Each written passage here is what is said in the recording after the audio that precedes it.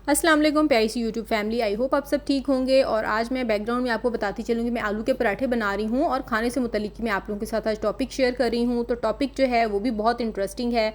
जैसे कि हम तमाम हाउसवाइफ्स की दिन रात यही कोशिश होती है कि हम अपने घर को बेहतरीन तरीके से चलाएँ, बच्चों की देखभाल अच्छे तरीके से करें और शौहर की मेहनत की कमाई में बरकत डालें। लेकिन ख़ुद सच बताइएगा कि क्या कभी आपके साथ ऐसा हुआ है कि फ़्रिज की सफाई करते वक्त नीचे वाली ट्रे से गलता हुआ धनिया, 20 दिन पुरानी सड़ी हुई सब्जियां या 2 दिन पुराना बचा हुआ सालन आपको निकाल कर कचरे में फेंकना पड़ा हो?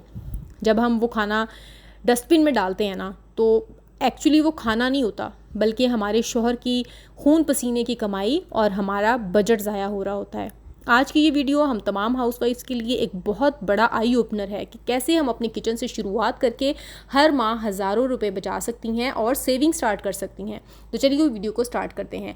अस्सलाम वालेकुम, आप देख रहे हैं लाइफ विद ज़ैना हसीब और मैं आज आप लोगों के साथ एक रियल लाइफ स्टोरी शेयर कर रही हूँ कि किस तरह से हम अपने किचन में जो खाना है उसको सेव कर सकते हैं और ना सिर्फ खाने को सेव कर सकते हैं बल्कि हम अपने खाने की भी बचत कर सकते हैं। इस बात की अहमियत को समझने के लिए मैं आपको अपनी एक दोस्त सना की कहानी सुनाती हूँ। सना भी हम सब की तरह एक आम सी हाउसवाइफ है। कुछ महीने पहले तक वो बगैर किसी प्लानिंग के हफ्ते भर की सब्जियाँ और राशन इकट्ठा ख़रीद लेती थी, बच्चों के लिए ज़्यादा खाना बना लेती थी और बचा हुआ सालन फ्रिज के पीछे कोने में रख के भूल जाती थी।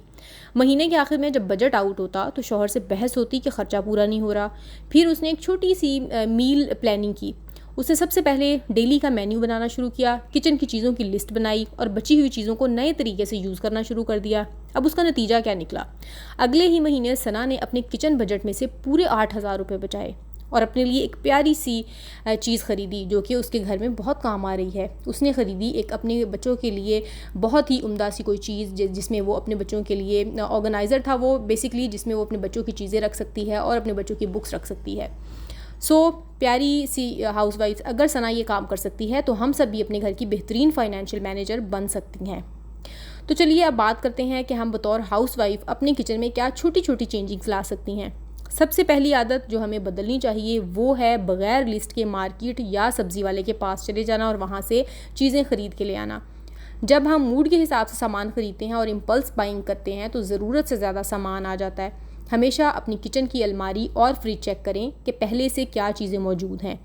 एक कागज़ पर पूरे हफ्ते के खानों का चार्ट बना लें, क्योंकि जब आपको पता होगा कि मंगल को दाल बननी है और जुमेरात को सब्ज़ी बननी है तो आपका ना सिर्फ वक्त बचेगा बल्कि आपका सामान भी ज़ाया नहीं होगा। और हाँ, सेल या डिस्काउंट के चक्कर में कभी भी इतनी सब्जियाँ या राशन ना लें जो 4 दिन में ख़राब हो जाएँ या फिर मुसलसल पड़ा रहे और आपके इस्तेमाल में ही ना आए। इसके अलावा मैं आप लोगों के साथ स्टोरेज हैक्स और लेफ़्ट ओवर मैजिक का जो जादू है वो भी शेयर करूँगी, क्योंकि सबसे बड़ी ज़िम्मेदारी ये होती है कि खाने को सही तरीके से संभाल कर रखा जाए। हम में से अक्सर बहनें धनिया, पुदीना, हरी मिर्चें या बहुत सारी सब्जियाँ यूँ ही शॉपर में रख देती हैं और वो 2 दिन में गल जाती हैं। सब्जियों को एयर टाइट डब्बों में टिश्यू पेपर लगा कर रखें। जिस तरह से पेपर्स मिल जाते हैं, बहुत सारे ड्राइंग के लिए मैश बास्केट्स मिल जाती हैं। तो आपने सब्जियों को प्रॉपर्ली वॉश करना है, ड्राई करना है और उसके बाद उनको प्रॉपर्ली अगर तो कट करना है तो कट करके अगर आपने रेफ्रिजरेटर में रखना है, वरना आप उनको फ्रीज़ कर दें। जिस तरह से मैं भिंडी को पकाने से पहले ही जब धोती हूँ उसको तो अच्छे तरीके से ड्राई करके पहले वॉश करती हूँ, फिर उसको ड्राई करती हूँ और उसके बाद फिर मैं उसको कट करके फ्रीज़ कर देती हूँ, ताकि अगर कभी एमरजेंसी में पकानी पड़े तो वो मुझे फिर पकाने में बहुत आसानी हो। इस तरह से मैं करेले भी नमक लगा के और उसका पानी निकाल के उनको बिल्कुल रेडी करके रख देती हूँ, ताकि जिस दिन भी मुझे पकाना हो तो वो मैं निकाल के फटाफट से पका सकूँ। दालें आप इसी तरह से बॉईल करके फ्रीज़ कर सकते हैं और मैं तो हरी मिर्चें भी फ्रीज़ कर देती हूँ। इसके अलावा टमाटर जो है उनका पेस्ट बना के फ्रीज़ किया जा सकता है या उनको वैसे ही कट करके फ्रीज़ किया जा सकता है। तो इस तरह से ये तमाम चीज़ें जो हैं वो आपकी वेस्ट नहीं होंगी और आप उनको सही तरीके से लंबे अरसे तक इस्तेमाल कर सकेंगे। सब्जियों को अगर आप एयर टाइट डब्बों में टिश्यू पेपर लगा कर रखेंगी तो उनकी नमी जज़ब हो जाएगी और वो हफ्तों तक ताज़ा रहेंगी। इसके अलावा बचा हुआ खाना फेंकना बहुत सारी हाउसवाइफ्स की डिक्शनरी में नहीं होना चाहिए। रात का बचा हुआ दाल या सालन अगर थोड़ा सा है तो सुबह इसमें आटा गूंद कर ज़बरदस्त और ग़िज़ाइयत से भरपूर पराठे बनाएं। बचे हुए चावलों में थोड़ी सी सब्जियां और अंडा डालकर चाइनीज़ फ्राइड राइस बना लें। بچے بھی خوش ہو جائیں گے اور کھانا بھی استعمال ہو جائے گا۔ اس کے علاوہ میرے گھر پہ جو لیفٹ اوور فوڈ بچ جاتا ہے تو میں کیا کرتی ہوں کہ میں اپنے پاس جو چھوٹے چھوٹے سے شاپرز آتے ہیں، یا پھر اس کے علاوہ اگر شاپر میں آپ نے نہیں رکھنا کیونکہ باکسز تو ظاہر ہے آپ کسی غریب کو اگر دیں گے تو وہ ساتھ ہی چلا جائے گا باکس بھی، تو میں کیا کرتی ہوں کہ بچوں کے جو اسنیکس کے شاپر ہوتے ہیں جیسے لیز وغیرہ کے، تو ان میں وہ کھانا ڈال کے لیفٹ اوور اگر تھوڑی کوانٹٹی میں بھی ہوتا ہے تو میں اپنے پاس فریج میں یا فریزر میں جیسے بھی مجھے فیزیبل لگتا ہے تو میں رکھتی جاتی ہوں، اور جو میرے پاس کچرے والے آتے ہیں تو میں ان کو پھر دے دیتی ہوں۔ تو اس طرح سے ان کا جب میرے پاس 2-3 دن یا 4 دن کا کھانا جمع ہو جاتا ہے اور کچھ میں ریفریجریٹ کر دیتی ہوں جیسے سالن وغیرہ ہوتے ہیں، تو وہ بہت خوش ہو کے لے جاتے ہیں اور پھر اس دن ان کو کھانا بنانا نہیں پڑتا۔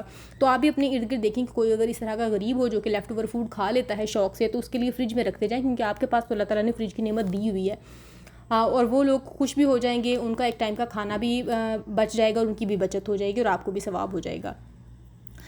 سو پیاری پیاری سی بہنوں، پیاری پیاری سی یوٹیوب فیملی، یاد رکھیں کہ گھر کو بنانا اور سنبھالنا ایک عورت کے ہی ہاتھ میں ہوتا ہے۔ جب ہم کھانا بچاتی ہیں تو ہم اپنے گھر میں اللہ کی نعمتوں کی قدر کرتی ہیں اور اپنے شوہر کے بجٹ کو سہارا دیتی ہیں۔ یہ بچایا ہوا پیسہ ہم اپنے بچوں کی تعلیم، گھر کی کسی ضرورت یا اپنی ذاتی سیونگز کے لیے استعمال کر سکتی ہیں۔ آج ہی سے مجھ سے وعدہ کریں کہ اپنے کچن میں 0 فوڈ ویسٹ کا اصول اپنائیں گی۔ اس کے علاوہ لیفٹ اوور کھانا جب ہم یوز کرتے ہیں تو اسے نہ صرف ہمارے ٹائم کی بلکہ ہماری ایفرٹ کی بھی سیونگ ہوتی ہے۔ ہاؤس وائفس کا قیمتی وقت اور محنت بچتی ہے۔ جب آپ کے پاس پہلے سے پکا ہوا سالن یا دال موجود ہوتی ہے یا کھانا موجود ہوتا ہے تو آپ کو 0 سے کھانا پکانے کی ضرورت ہی نہیں پڑتی۔ بچے ہوئے سالن سے آپ جھٹ پٹ سے پراٹھا بنا سکتی ہیں، کباب یا فرائیڈ رائس، اور وہ جھٹ پٹ منٹوں میں تیار ہو جاتے ہیں۔ یہ طریقہ ان دنوں کے لیے بہت بہترین ہے جب آپ تھکی ہوئی ہوتی ہیں یا اچانک کوئی کام آپ کے سر پہ آ پڑتا ہے۔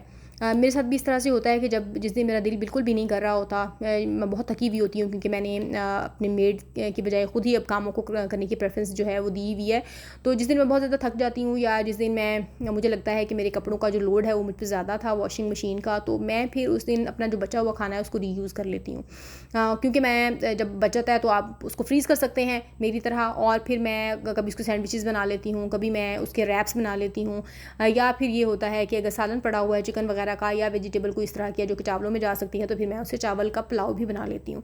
تو اپنے کھانوں کو اس طرح سے استعمال کرنا سیکھیں، اور پراٹھے بھی آپ بنا سکتے ہیں۔ بہت سارے سالن اس طرح کے ہوتے ہیں کہ جن سے بہت اچھے پراٹھے بن جاتے ہیں۔ یہاں پہ تو خیر میں فریش آلو کا پیسٹ بنا کے پراٹھے بنا رہی تھی، لیکن اس کے علاوہ بھی آپ بہت سارے جو سالن ہیں ان کا پراٹھا بنا سکتے ہیں جو کہ بہت ہی عمدہ بنتا ہے۔ اس کے علاوہ جی ایک فائدہ یہ بھی ہوتا ہے کہ کریٹیو کوکنگ ہو جاتی ہے آپ کی، اور ٹیسٹ کی ورائٹی آ جاتی ہے۔ آپ کے کچن میں کچھ نیا اور ذائقے دار بنانے کا موقع آپ کو مل جاتا ہے۔ بچے ہوئے کھانوں کو نئی ترکیبوں کے ساتھ ملانا ایک بہت بہترین آرٹ بھی ہے، جیسے کہ رات کے بچے ہوئے قیمے سے صبح کے میکرونی یا کباب بنائے جا سکتے ہیں، یا بچی ہوئی اگر دال ہے تو اسے بہت ہیلدی سا پراٹھا تیار کیا جا سکتا ہے۔ اگر رات کی آپ کی دال بچی ہوئی ہے تو وہ آپ گوندھ سکتی ہیں اپنے آٹے کے اندر۔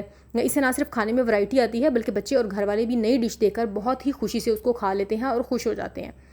اس کے علاوہ جی چوتھا اور سب سے اہم فائدہ یہ ہے کہ ہم اللہ تعالیٰ کی نعمتوں کی قدر کرتے ہیں اور رزق کے ضیاع سے بچتے ہیں۔ کھانا ضائع نہ کرنا ہماری مذہبی اور اخلاقی دونوں ذمہ داریاں ہیں۔ جب ہم کھانا بچاتے ہیں تو ہم ماحولیاتی آلودگی کو بھی کم کرنے میں اپنا کردار ادا کر رہے ہوتے ہیں، کیونکہ ڈسٹ بن میں گلتا ہوا کھانا مضر صحت گیس پیدا کرتا ہے۔ اسی لیے شاید ہمارے اسلام میں اس چیز کو بہت زیادہ امپورٹنس دی گئی ہے کہ کھانے کو ہم نے ویسٹ نہیں کرنا۔ اگر کھانا نیچے گر گیا ہے تو شاید وہ شیطان نے ہی ہمارے ہاتھ سے نیچے گرایا ہے، اس کو بھی بسم اللہ پڑھیں، جھاڑیں، صاف کر کے کھا لیں، کیونکہ ایک دفعہ ایک صحابی کے ہاتھ سے نوالا نیچے گر گیا تھا تو ہمارے نبی پاک صلی اللہ علیہ وآلہ وسلم نے فرمایا تھا کہ اس کھانے میں برکت ہے، اس کو اٹھاؤ اور اس کو صاف کر کے کھا لو، تو انہوں نے اس کو صاف کر کے کھا لیا تھا۔ ہاں اگر کوئی کھانا گندگی والی جگہ پہ گرا ہوا ہے تو وہاں سے اٹھا کے کھانا پھر مناسب نہیں ہے۔ وہ اپنے بچوں کو بھی سکھائیے کہ آپ نے جراثیموں والی جگہ سے اٹھا کے نہیں کھانا ہے، لیکن اگر کھانا کسی صاف جگہ پہ گرا ہے تو وہاں سے نوالا اٹھا کے کھانے میں کوئی بھی حرج نہیں ہے۔ پیاری سی یوٹیوب فیملی، بچے ہوئے کھانے کو نئے انداز میں پیش کرنا کسی بھی سمجھدار ہاؤس وائف کی سب سے بڑی مہارت ہے۔ آج ہی سے اپنے کچن میں 0 ویسٹ کا اصول اپنائیں اور اپنے گھر کی برکت اور بچت دونوں میں اضافہ کریں۔ اپنے ہسبینڈ کی بچت کی، اپنے ہسبینڈ کے جو آپ محنت سے کمائی ہوئی کمائی ہے نا، اس کو آپ ضائع ہونے سے بچا سکتی ہیں، آپ بہت اچھی سی سیونگ کر سکتی ہیں، اور اس سے آپ کے گھر میں رزق میں بہت برکت آنے والی ہے۔ آئی ہوپ کہ آپ کو آج کی ویڈیو آپ لوگوں کو بہت اچھی لگی ہوگی۔ سوری میرا ٹنگ ٹویسٹ ہو رہا ہے تھوڑا سا، اور اگر آپ کو اچھی لگی ہے تو میرے چینل کو سبسکرائب کریں اور ویڈیو کو لائک کریں، ویڈیو کو شیئر بھی کریں، اور بیل آئیکن ضرور پریس کر دیں تاکہ آپ کو ہر نئی ویڈیو کی نوٹیفیکیشن ضرور مل سکے۔ ملوں گی آپ لوگوں کے ساتھ کسی اور اچھے نئے ٹاپک کے ساتھ، تب تک کے لیے مجھے اجازت دیجیے۔ اللہ حافظ۔